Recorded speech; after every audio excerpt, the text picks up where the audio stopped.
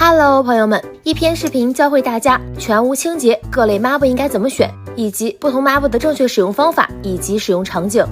鱼鳞抹布，优点不掉毛，不留水印。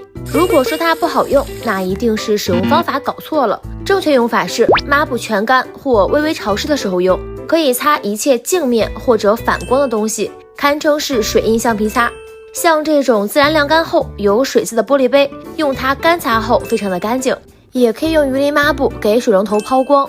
如果像灶台这种有点油污的，可以拿喷壶把抹布稍微喷的潮湿一些，然后再擦，不仅干得很快，也是完全不留水痕。魔力抹布，优点不掉毛，不留水印，不滋生细菌。这个抹布也是属于不留水痕代表，它是湿用的，彻底打湿以后，它会变得非常的柔软。拧干后，用它去擦这种柜门上的手印儿，真的是擦过无痕，因为不掉毛不掉屑，任何反光地方都可以用它来擦。像浴室的镜子脏了以后，用它擦也是一遍就干净了。用喷壶稍微打湿后，可以用来擦电脑屏幕、iPad 屏幕，包括电视屏幕都是非常好用的。木浆棉抹布，优点不掉毛，速干，颜值高。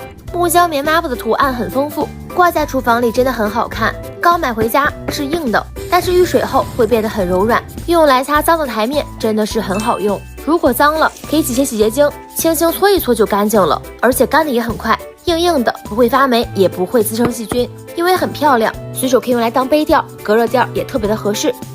木纤维抹布，优点吸油不沾油，好清洗还不发臭，厨房台面的污渍油污一遍就可以擦干净了。包括这种全部都是酱料的盘子，只要擦一下，油污直接带走。脏了以后基本不需要洗洁精，用清水一冲，油渍就洗掉了，完全不会油腻，用久了也没有异味。超强吸水抹布，优点强吸水，不掉毛，超柔软，干湿两用。这一款可以算是这几款抹布里面吸水性最好的了，可以吸走蒸锅里面残留的水。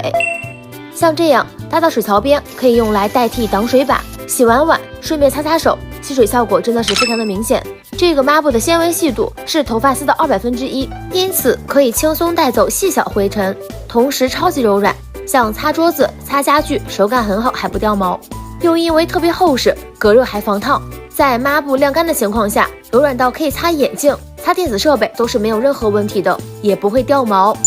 笑脸海绵擦，优点水温调节软硬度，孔隙贴合餐具。这个海绵擦用冷水冲洗就是硬邦邦的，可以用来刷很脏的锅底。